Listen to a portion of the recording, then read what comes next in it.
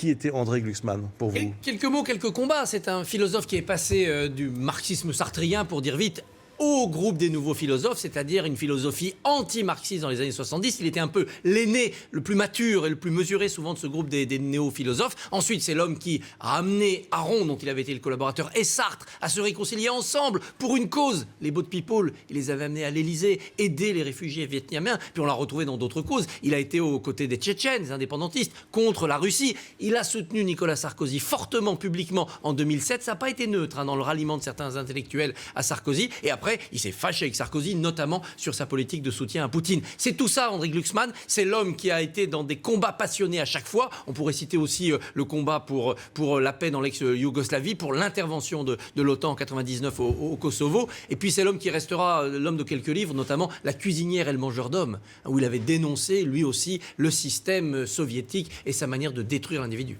Oui, homme de lettres, Marie Coleman. C'est un homme qui, évidemment, qu'on voyait régulièrement dans toutes les grandes manifestations, qui était comme ça très, très engagé, évidemment. Tout passait par la plume. Voilà, tout passait par la plume. Oui, tout passait par la plume. Et surtout, pour moi, Glucksmann, c'est l'un des premiers qui, au début des années 70, dans une France qui est encore vraiment sous influence du Parti communiste et où les idées du Parti communiste sont encore très fortes et très puissantes, c'est pour moi l'un des premiers avec BHL, mais aussi